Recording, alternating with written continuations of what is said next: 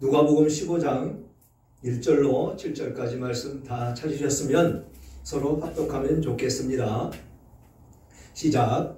모든 세리와 죄인들이 말씀을 들으러 가까이 나오니 바리새인과 서기관들이 수군거려 이르되 이 사람이 죄인을 영접하고 음식을 같이 먹는다 하더라.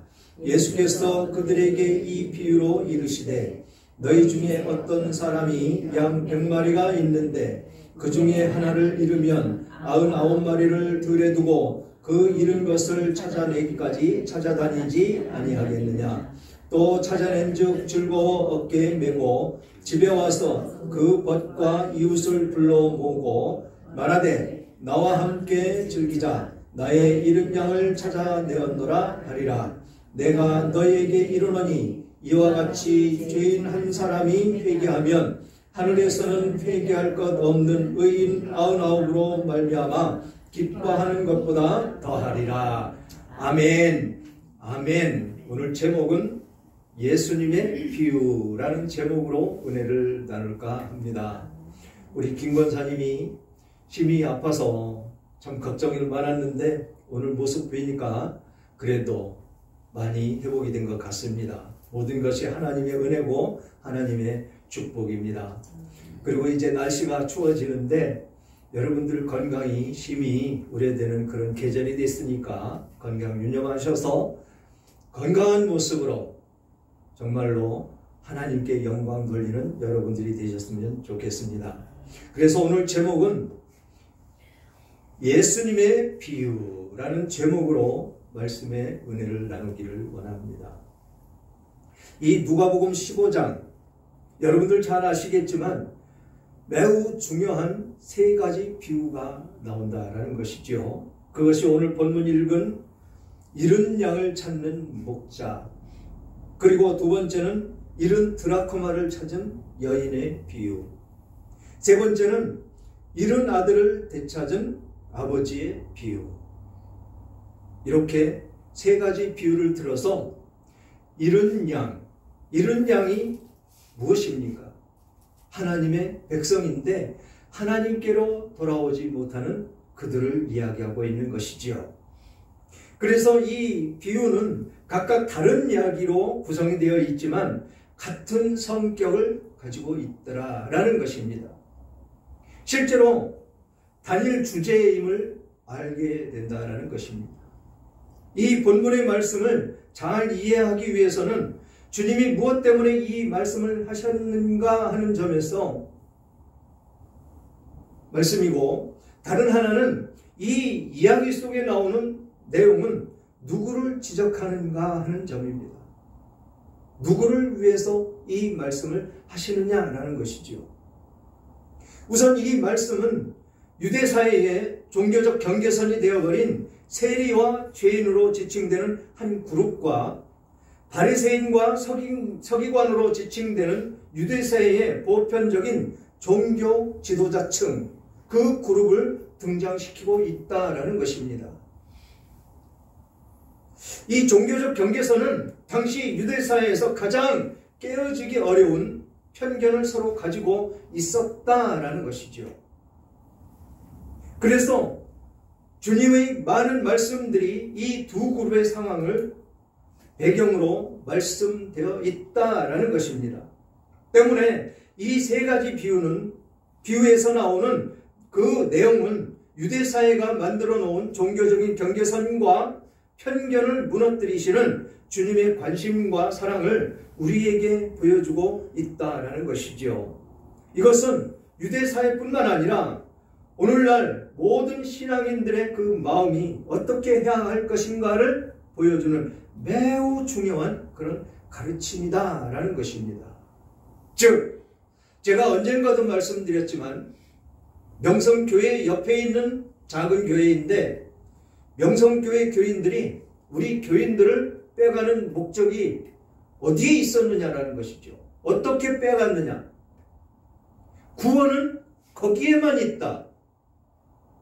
그리고 너네가 다니는 교회는 이단이다. 그런데에 똑같이 여기에서 등장하는 유대사회의 그 신앙의 경계선에 있는 그 모습을 그대로 증가하고 있다는 것이죠. 무엇보다도 하나님의 영광을 가리는 그런 과정이 되어서는 안 된다라는 것이죠. 제대로 알지도 못하면서 너희가 다니는 교회는 이단이다. 정통적이고 오직 성경만을 설파하는 그런 교회를 그런 식으로 해서 성도들을 빼가더라라는 것입니다.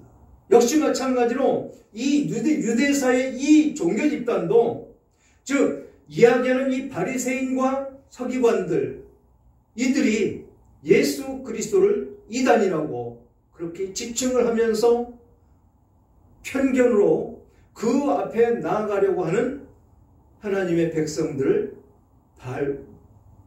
막아버리는 그런 일들이 생겨나고 있더라라는 것입니다.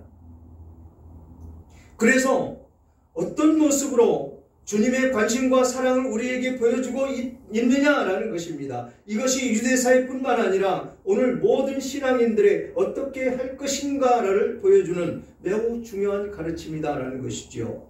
그래서 신앙인은 무엇보다도 종교적 독선을 극복해야 된다라는 것입니다. 바른 신앙은 종교적 독선을 극복하는 데 시작하는 데 있다라는 것이지요. 종교적 독선이라는 것은 이기적인 종교적 집단이 되는 것을 말하고 있다는 것입니다. 이기적인 것. 오늘날 교회들이 이기적인 종교적 집단이 되어서는 안 된다라는 것입니다. 금요일에도 말씀드렸지만 WEA 총회가 합동 측에서 가장 큰 사랑의 교회에서 거행이 됐다라는 것입니다. 거기에 주체자가 누구였었느냐? 바로 순복음교회 담임 목사님과 사랑의 교회 목사와 그리고 김상환 목사 등을 비롯해서 그곳에 가입되어 있는 모든 교회 교인들과 목사들,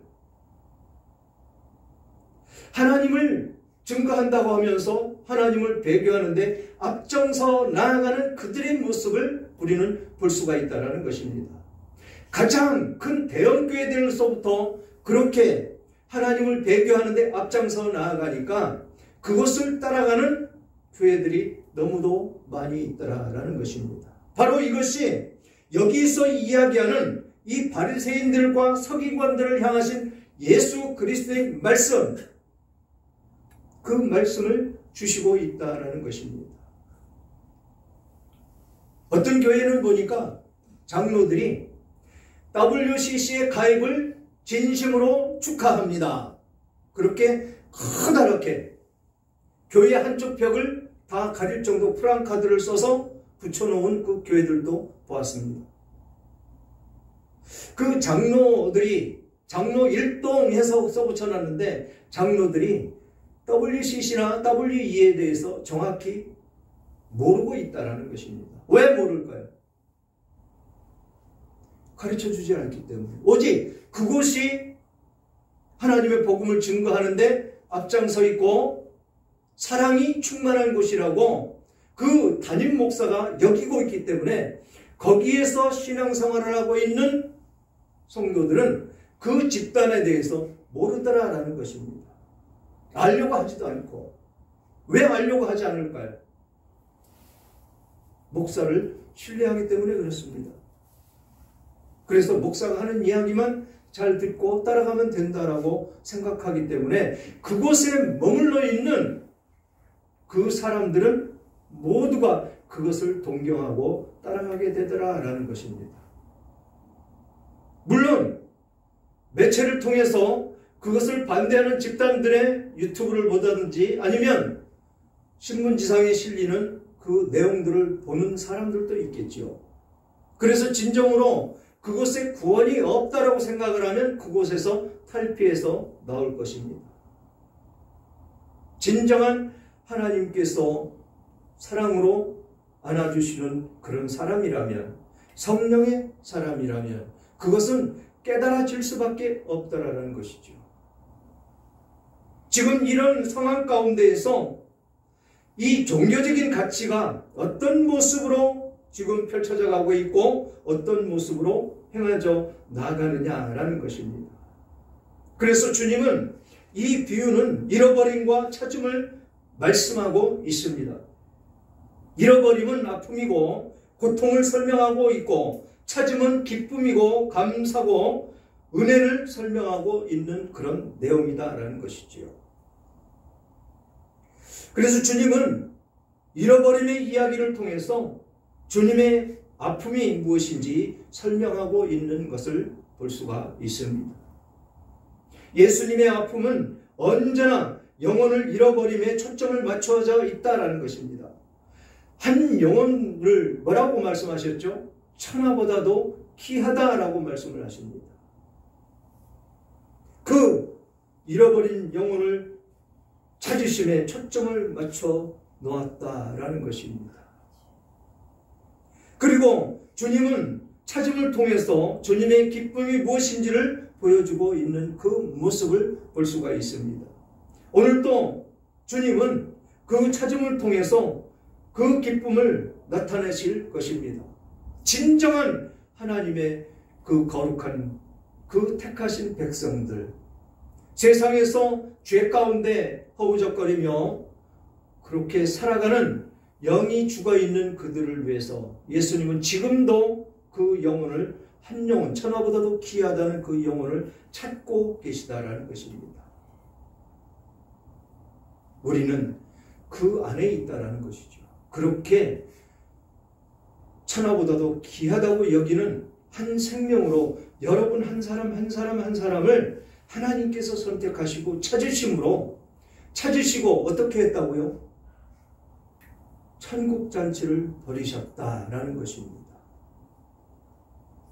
그게 하나님의 귀하신 그 생명을 위해서 사신, 그 생명을 위해서 목숨을 버리신 그 예수 그리스도의 삶이셨다라는 것입니다. 그래서 오늘 본문 1절부터 살펴보면 모든 세리와 죄인들이 말씀을 들으러 가까이 나오니 라고 말씀을 하십니다. 죄인들이, 세리와 죄인들이. 예수님이 제자들과 함께 마태의 집에서 음식을 드실 때 이 바리새인들 뭐라고 그랬습니까? 죄인들과 함께 앉아있다. 죄인들과 함께 먹는다. 라고 비난을 하고 태클을 걸었죠. 그때 뭐라고 하셨습니까? 죄인을 위해서 오셨다. 죄인을 구원하기 위해서 오셨다. 라고 말씀을 하셨다라는 것입니다. 그런데 이 바리새인들은 자신들이 죄인임을 깨닫지도 못하고 죄인이 아니라는 것이지요. 이 세상에 태어난 것 자체가 모든 것이 죄인인데 지금 여기서 세리와 죄인들, 그들은 말씀을 들으러 예수님께 가까이 왔다라고 말씀을 하십니다. 듣고 싶은 그 심정. 오늘 또 아까 말씀드렸듯이 그 WCC나 WEA를 옹호하는 그 교회 안에 앉아있는 모든 사람들이 하나님의 말씀이 갈급하다면 그곳에서 뛰쳐나올 것입니다. 말씀을 찾아서 나와서 말씀을 찾아갈 것입니다. 신천지나 이 이단들 참으로 못쓸 사람들이지요. 선한 사람들 데려다가 재산 다 뺏고 가정 풍비박산 만들고 그러면서 그 재산으로 무엇합니까? 자기들만 잘 먹고 잘 사는데 배불리고 살고 있지요. 그것과 똑같은 이 바리새인들과 그들과 다를 것이 없다라는 것입니다. 그러면 현재의 교회들은 어떠냐라는 것이죠. 하나님을 배교하고 말씀을 왜곡하고 하나님의 백성들을 말씀으로 양육을 해야 되는데 말씀이 기갈되어 있는 지금 이 세상을 우리는 볼 수가 있다는 것입니다. 말씀을 먹어야 사는데 말씀을 도대체가 주지를 않으니까 그럼 뭘 주냐라는 것이죠. 교회에서 맨 책 얘기만 하고 남의 책 갖다가 책 봤다고 그 책을 보라고 그러고 성경에서 주시는 말씀을 먹어야 되는데 다른 사람이 쓴 책을 갖다가 읽고 보고 그러면 그 책이 생명의 말씀이 되느냐라는 것입니다. 물론 거기에 하나님에 대해서 써놨겠죠. 뭐라고 써놨겠습니까? 하나님을 믿으니까 축복받고 잘 먹고 잘 살았더라. 그러니 나도 그런 식으로 해서 그렇게 하나님을 잘 믿고 잘 먹고 잘 살고 병 고침 받고 그렇게 살아라라는 그런 진리를 설파하고 있다는 것입니다. 예수 잘 믿어야 되죠. 그거는 틀리는 말이 아닙니다. 그런데 진정한 하나님께 나아가는 진리의 길이 어디에 있느냐라는 것입니다. 여기서 이야기하는 죄인들은 그 죄를 고백하고 죄를 돌이키기 위해서 말씀을 들으러 예수님 앞에 나왔다라는 것입니다. 그런데 뭐라고 얘기합니까? 2절 바리새인과 서기관들이 수군거려 이르되 이 사람이 죄인을 영접하고 음식을 같이 먹는도다 라고 하는도다 라고 말씀을 합니다.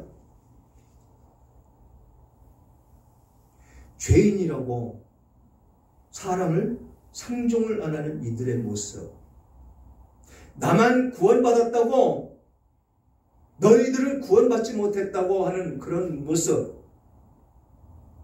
제가 언젠가도 말씀을 드렸을 것입니다. 통합 측의 서울교회 대치동에 있는 아주 큰 교회, 그곳에 제 신학교 다닐 때 동기가 그곳에서 사역을 하고 있었는데 그 사람 사역이 무슨 사역이었냐면 여기서 이야기하는 세리와 죄인들, 가난한 사람들, 그 대치동에 아주 임대아파트 조그만 것들과 아주 힘들고 어렵게 사는 사람들이 있습니다. 그들을 전도해서 그들을 교회에 나오게 했다는 것이죠. 참 잘했습니다. 그런데 그들을 다 함께 예배드리는 그 예배 장소에 들어가지 못하게 한다는 것이죠. 왜 못 들어가게 할까요? 차별하는 것이죠. 차별. 우리는 부자야. 그래서 깨끗이 씻고 옷도 깨끗이 입고 좋은 것만 먹고, 그래서 그들은 큰 성전에서 거룩하게 찬양을 부르면서 예배를 드리고, 여기 가난한 사람들은 조그마한 장소 그곳에다 몰아놓고 그곳에서 담임 목사 설교가 아니고 전도사, 여전도사의 설교를 들으면서 있어서는 안 되는 일들이 교회에서 벌어지고 있다는 것입니다. 그리고 얼마 안 있다가 그 교회는 풍비박산됐죠. 담임 목사와 신임 새로운 목사가 서로 기득권을 주장하면서 완전히 반으로 갈라지고, 반으로 갈라지는 것은 그들의 세력 조금만 남고 나머지는 다 흩어져서 다 떠나버린 그런 결과를 초래하는, 이게 성령께서 역사하는 교회가 아니었더라라는 것입니다. 여기서 이야기하는 바리새인들이, 서기관들이 세리와 죄인들을 함께 예수님이 음식을 같이 먹는 것에 대해서 비난하는 것과 똑같은 형국이더라라는 것입니다. 비단 그 교회만 그랬겠습니까? 오늘날 교회들이 어떤 모습인지를 우리는 살펴봐야 된다는 것이죠.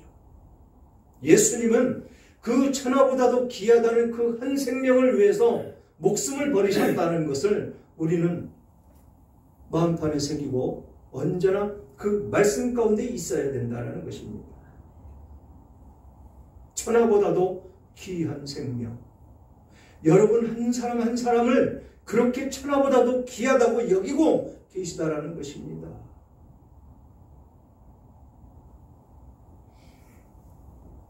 힘들고 어려운 과정 가운데 놓일 수가 있습니다. 고통 가운데 놓여질 수 있습니다. 어떤 계기를 통해서 교회를 잘 다니다가 떠나가는 일도 생길 수가 있습니다. 그렇지만 하나님의 성령이 그 안에 있는 사람들은 다시 하나님께로 돌아올 수밖에 없는 그런 상황으로 만들어 놓더라는 것입니다. 갈급함이 생기고 기도하면 죽을 것 같은 그런 마음, 그것이 여기서 이야기하는 천하보다도 귀한 생명, 잃어버린 그 한 양을 찾아서 예수님은 구원받은 99명을 옆에 놔두고 그 잃은 한 양을 찾아다니시는 그 예수님을 이야기하고 있는 것입니다. 그 사명을 오늘날 우리들에게 주셨다는 것을 우리는 명심해야 됩니다. 그 잃은 양을 찾아서 예수님이 그렇게 찾아다니셨던 그 상황을 지금 그것을 우리들에게 똑같이 주셨다는 것입니다. 무엇으로? 사명으로. 그래서 우리는 잠시도 멈춰 있으면 안 된다는 것입니다. 쉼이 있으면 안 된다는 것입니다. 우리는 언제나 그 예수 그리스도 거룩하신 주님께서 사랑하시는 그 천하보다도 귀한 그 생명을 찾아서 쉼 없이 말씀을 증거하며 그렇게 나아가야 된다는 것이죠. 그래서 그들이 그렇게 수군거리는 그 소리를 예수님이 듣습니다. 그래서 3절 보니까 예수께서 그들에게 이 비유로 이르시되 너희 중에 어떤 사람이 양 100마리가 있는데 그 중에 하나를 잃으면 99마리를 두고 들에 두고 그 잃은 것을 찾아내기까지 찾아다니지 아니하겠느냐. 재산 목록으로 여기는 이 양으로 지금 비유를 해서 말씀을 하고 있습니다. 이 당시에 이 양으로 그 주식을 해결을 하고 삶을 살아가는데 활용을 했던 이 양이 그들에게는 그만큼 귀중했다라는 것이죠. 그렇게 그 귀중한 양을 목초지로 지금 이끌고 나아가서 지금 풀을 뜯게 하고 푸른 초장에 이끌어 나가서 풀을 뜯게 하고 맑은 시냇물가로 인도해서 이 양을 살찌우는 그 진행되는 그 과정 가운데 한 마리를 잊어버렸다는 것입니다. 그 한 양이 이들에게는 귀하다라는 것이죠. 재산 목록이기 때문에 귀하지 않을 수가 없는 것입니다. 그래서 꼭 집어서 이 잃어버린 이 양 한 마리, 이 양을 택해서 예수님은 알아듣기 쉽게 지금 비유로 말씀하고 있습니다. 이 양은 어리석고 미련해서 길을 잃으면 찾아오지를 못합니다. 방황하는 방랑자가 되어버리는 것이죠.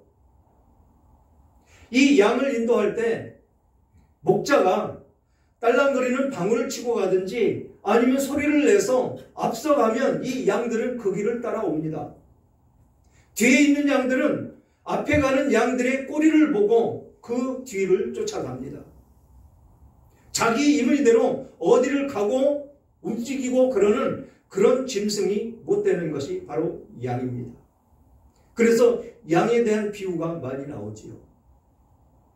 목자로 목사를 지칭을 하고 그 목자의 양은 누구냐? 양무리는 여러분들을 지칭을 하고 그런 설명을 예수님께서는 많이 하십니다. 그래서 그렇게 찾아다니지 않겠느냐라는 것입니다. 그렇게 찾아다니면서 또 찾아낸 즉 즐거워 어깨에 메고 집에 와서 그 벗과 이웃을 불러 모으고 말하되 나와 함께 즐기자 나의 잃은 양을 찾았노라 하리라. 잔치를 벌인다는 것입니다. 그 잃은 양 한 마리를 찾았다고. 지금 하나님께서는 저 천국에서 잃어버린 양 한 마리를 찾았다. 그 소식을 언제나 보고 듣고 기뻐하신다는 것입니다. 그러면서 하나님은 천국잔치를 벌이고 계시다라는 것입니다.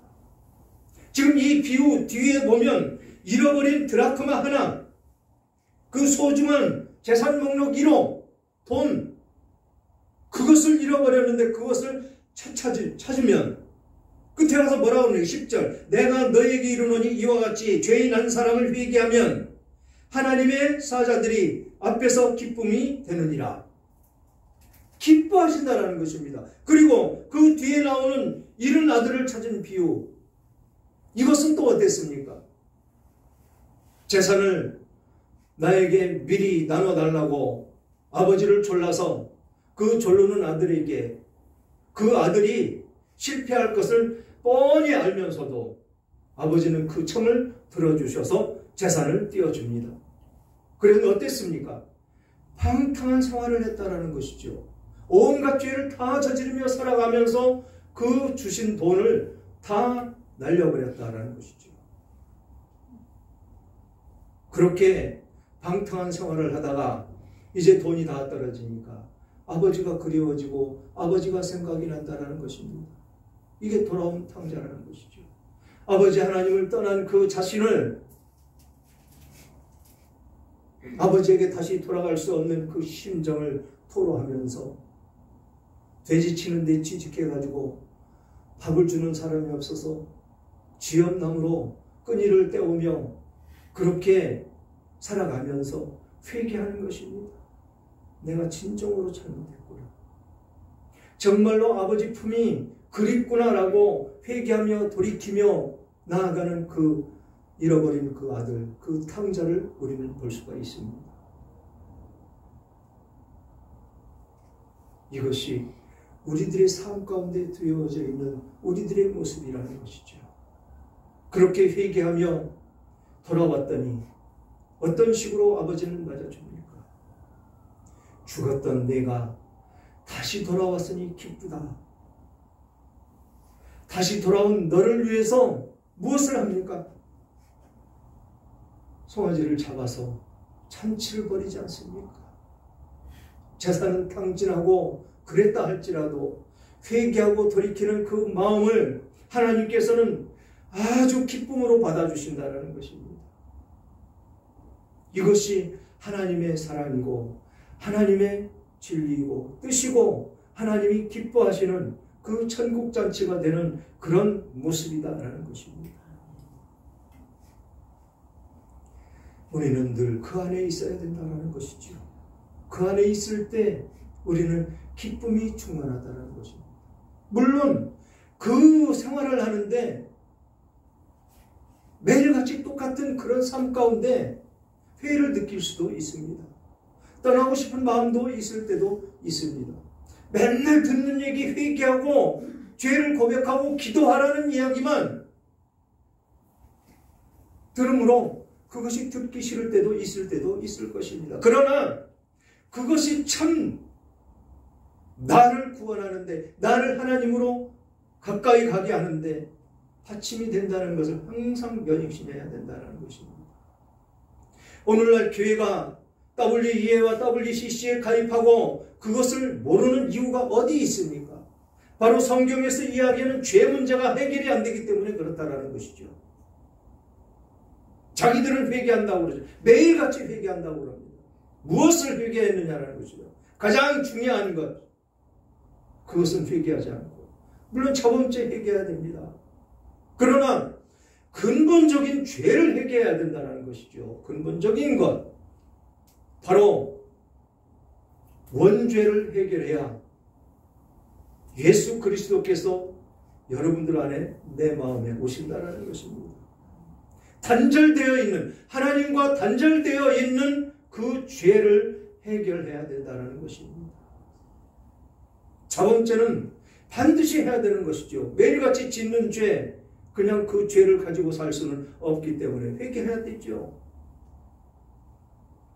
그러나 근본적인 회개, 원죄에 대한 회개를 해야 된다는 것입니다. 아담이 범죄함으로 에덴 동산에서 쫓겨나고 하나님과 교제하며 하나님과 동산을 어떻게 했습니까? 아담이 함께 걸으며 산책도 하고 말씀도 나누고 그렇게 살았었다는 것이죠. 그랬던 아담이 하나님께서 주시는 계명 한 가지를 지키지 않으므로 하나님과 완전히 단절이 되고 끊어지는 그런 인생이 되었다는 것입니다. 그런 죄 가운데 있는 우리들이 그의 후손이기 때문에 우리는 하나님과 단절이 되어 있는 그 모습이다라는 것입니다.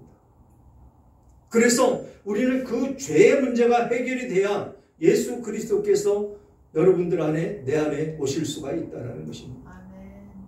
그래야 구원받은 하나님의 백성이 되고, 하나님은 뭐라고 말씀하십니까? 예수께서 문을 두드릴 때 그 문을 열어주어야 그 안에 예수님이 들어오셔서 나와 더불어 먹고 예수님과 더불어 먹는다라고 계시록에서는 말씀하고 있다는 것입니다.